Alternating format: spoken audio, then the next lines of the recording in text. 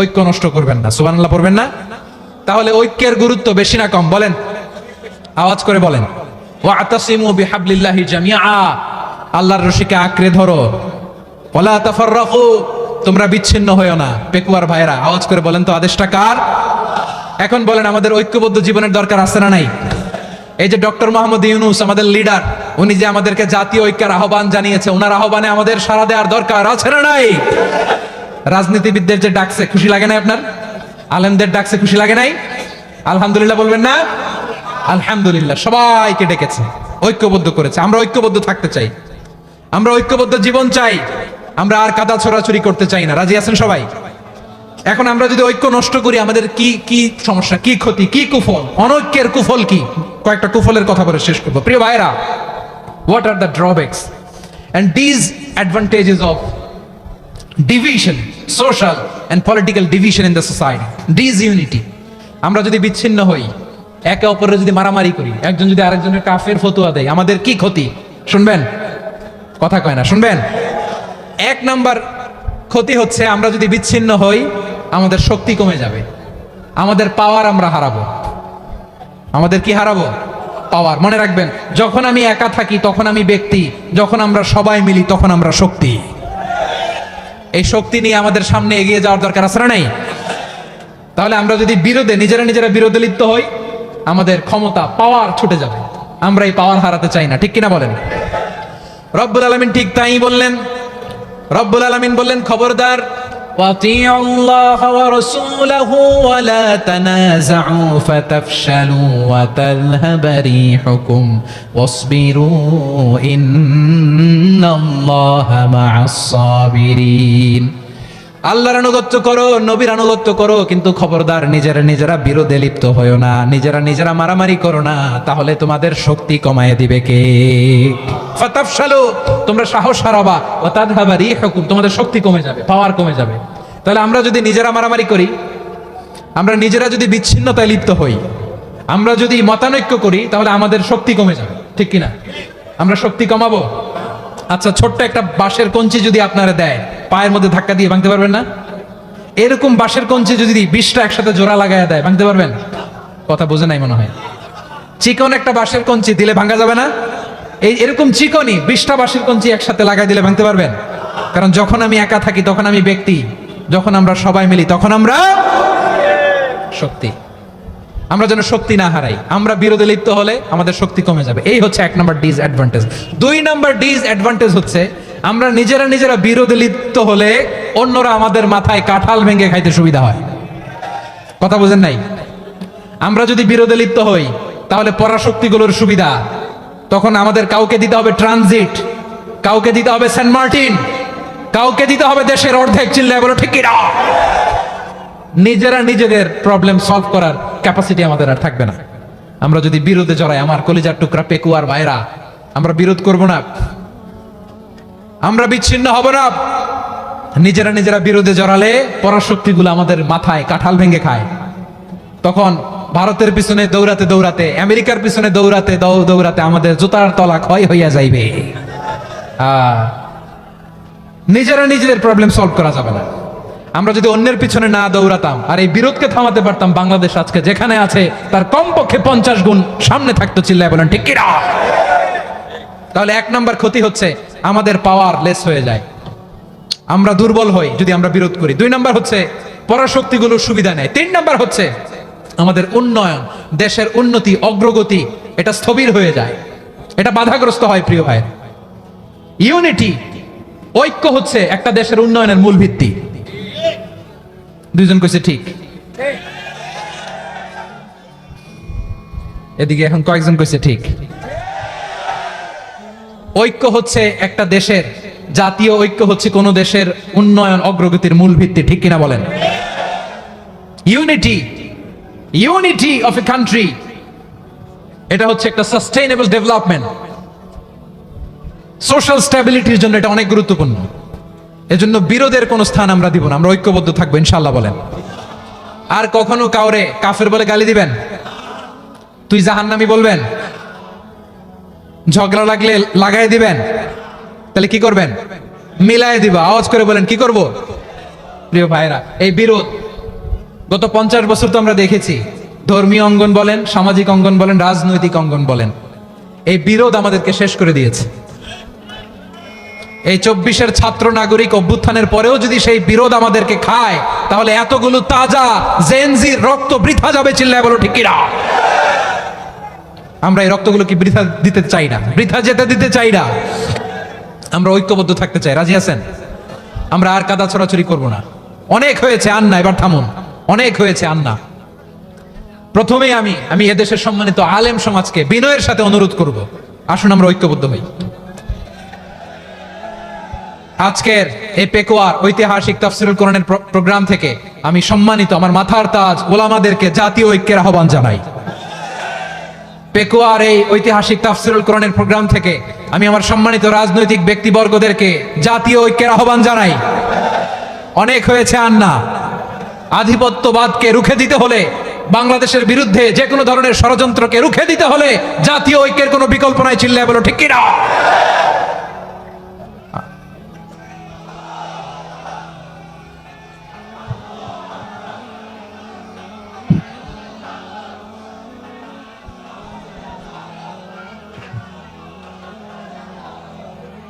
আমার প্রিয় ভাইয়েরা, আমার ভাইয়েরা, আর কাদা ছুড়ি করব না ইনশাআল্লাহ। বলেন আল্লাহুম্মা ফারশাদ। আল্লাহ তুমি সাক্ষী থাকো, আল্লাহ তুমি তৌফিক দাও। আওয়াজ করে পড়েন আমিন। আর একে অন্যকে কাফির বলে গালি দিব না, ঠিক কিনা বলেন? রাজি আছেন? ধ্বংস করে দিয়েছে আমরা আমাদেরকে। আপনারা হালাকু খানের নাম শুনেছেন? মঙ্গল অধিপতি হালাকু খান বাগদাদের আমাদের বিশাল দারুল হিকমা লাইব্রেরিকে ধ্বংস করেছে। 10 লক্ষ মুসলমানদেরকে কচুকাটা করে গণহত্যা করেছে। জানেন, আমাদের সভ্যতা সূতিকাগারের কেন্দ্রবিন্দু ছিল বাগদাদ। ইরাকের বাগদাদে যেদিন সে রক্ত নিয়ে হোলি খেলা করে, রক্তের হোলি খেলা যেদিন হয়, ওই দিনও বাগদাদে বাহাস চলতেছিল। আমাদের বাহাস কি চলতেছিল? আপনাদের এলাকায় বাহাস আছে? এই প্রচলিত বাংলাদেশে যে বাহাস, এটার সাথে ইসলামের কোনো সম্পর্ক আছে? এই পর্যন্ত বাহাসের পরে পরাজয় বরণ করছে এরকম কোন দল আপনারা পাইছেন? আমি পাই নাই। প্রত্যেক দলই বাহাসের পরে সংবাদ সম্মেলন করে বলে আমরা জয়লাভ করিয়াছি, ওনারা পালাইয়া চলিয়া গিয়াছেন। আছে না নাই? কারণ সত্য জানার জন্য, সত্য মানার জন্য আসে না তো, নিজের জ্ঞান জাহির করার জন্য বাহাস করে। বিপক্ষ দলের আলেমকে ছোট করার জন্য বাহাস করে। এই বাহাসের স্থান ইসলামে নাই। চিল্লায় বলো ঠিক কিনা? এই সমস্ত বাহাসের দিন শেষ। ঐক্যবদ্ধ হওয়ার বাংলাদেশ। প্রিয় ভাইরা, হালাকু খান সে দারুল হিকমা লাইব্রেরি জ্বালিয়ে পুড়িয়ে এই সব দামি দামি বইগুলো, আমাদের দামি দামি ঐতিহাসিক তুরাসি ক্লাসিক বইগুলোকে দজলা নদীতে ফেলেছে। পুরা দজলা নদী কালো হয়ে গিয়েছে। 10 লক্ষ মুসলমানকে গণহত্যা চালিয়ে এই রক্তের বন্যা যখন দজলা নদীর পানিতে মিশে গিয়েছে, দজলা নদীর পানি লাল হয়ে গিয়েছে। যেই দিন বাগদাদে গণহত্যা চলে, ওই দিনও বাগদাদে বাহাস চলতেছিল। কিসের বাহাস জানেন? মেসওয়াক, ডান মারি থেকে করা সুন্নাহ, এটা আমরা জানি। এখন কি উপরের মারি না নিচের মারি? বাহাসের বিষয়। এই বাহাস করবেন আপনারা?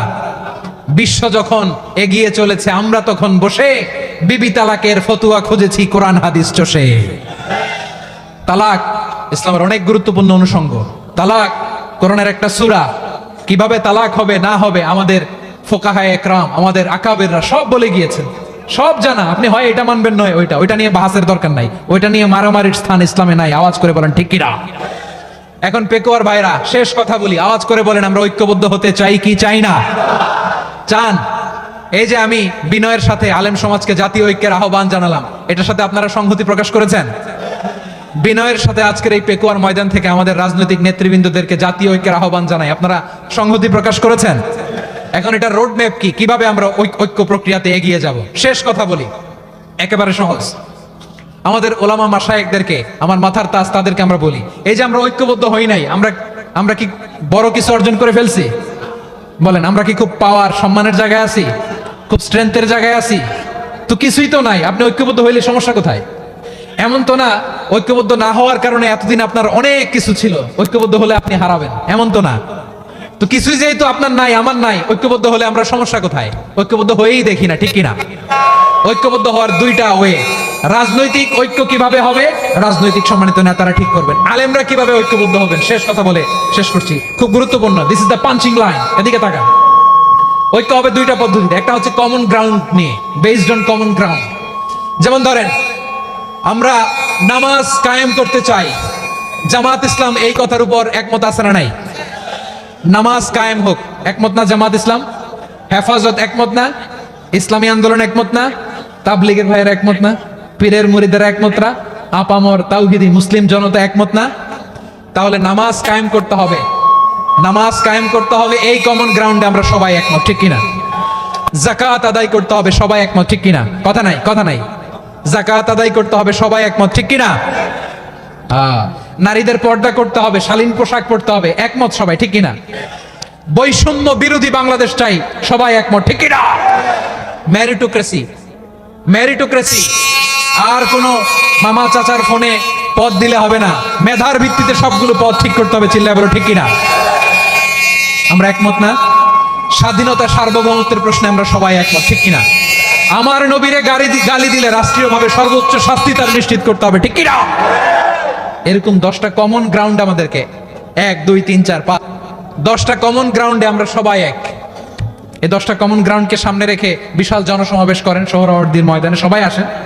জামাত ইসলাম, হেফাজতে ইসলাম, ইসলামী আন্দোলন, পীরের মুরিদ, তাবলীগ, খেলাফত মজলিস, সবাই একসাথে হন, তাহলে সবাই জানবে যে এই 10টা বিষয় আমরা একমত। বলেন, এই এই ঐক্যতে আপনার দরবার যাবে?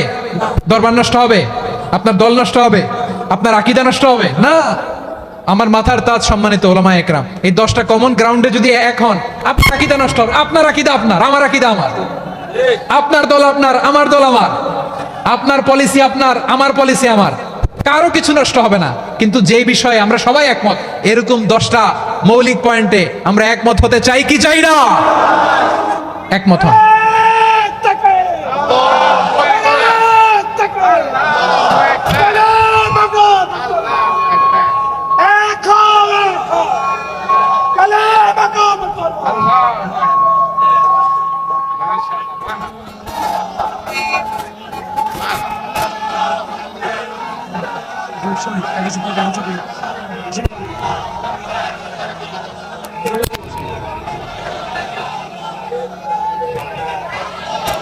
আমার পেকোয়ার ভাইয়েরা, তাহলে ঐক্যবদ্ধ হওয়ার 1 নম্বর পদ্ধতি based on common ground. Common ground, এতে কারো কোনো লস নাই, কারো কোনো ছাড়ও দেয়া লাগবে না, কারো দরবারও যাবে না, কারো দলও নষ্ট হবে না, কারো আকীদাও নষ্ট হবে না। আমার আকীদা আমার, আমার দল আমার, আমার সব ঠিক আছে, শুধু এই বিষয়ে আমি একমত, তুমি একমত, তুমি একমত, তো আমরা সবাই একসাথে বসে জানান দেই যেগুলোতে আমরা একমত, শোডাউন করি। বাংলাদেশের যে কোনো মহাসমাবেশকে সেই দিনের মহাসমাবেশ ছাড়িয়ে যাবে, চিল্লায় বলো ঠিক কিনা? এরপর জেলায় জেলায় বিভাগীয় বিভাগীয় আপনারা ওয়ার্কশপ করেন, সেমিনার করেন, আইস ব্রেকিং প্রোগ্রাম করেন, এইভাবে আমাদেরকে আগাতে হবে। তাহলে number 1 common ground based, number 2 issue based, issue ভিত্তিক ঐক্য। যখনই জরুরি কোনো ইস্যু আসবে আমরা ঐক্যবদ্ধ হব। রাজি আছেন সবাই? সবাই রাজি আছেন? আল্লাহ তাআলা আমাদের সবাইকে ঐক্যবদ্ধ জীবন ধারণের তৌফিক দান করুক, আমরা পড়ি আমিন। আজকের এই তাফসীর প্রোগ্রামকে আল্লাহ কবুল করুক, আমরা পড়ি আমিন। এই যে আমাদের যে ভাইরা এই 24-এর ছাত্র নাগরিক অভ্যুত্থানে শহীদ হলো, আল্লাহ তাদের শাহাদাতকে কবুল করুক, আমরা পড়ি আমিন। এই আপনাদের ঐক্যবদ্ধ হওয়ার নমুনা। বসেন, এটা কি আদব হয়েছে? আদব আমি উঠছি, আমি না উঠলে আপনারা উঠতে পারবেন? তো এই লিপ সার্ভিসের তো কোনো দরকার নাই। বসেন, বসেন।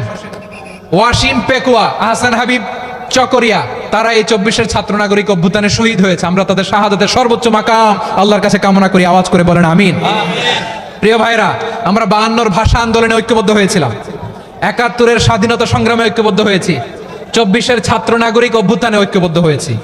জাতীয় ঐক্যের এই 3 শক্তিশালী উদাহরণ আমাদের সামনে আছে। আমরা আগামীর বাংলাদেশ বিনির্মাণেও এভাবে জাতীয় ঐক্য গড়তে চাই, চিল্লায় বলেন ঠিক কিনা?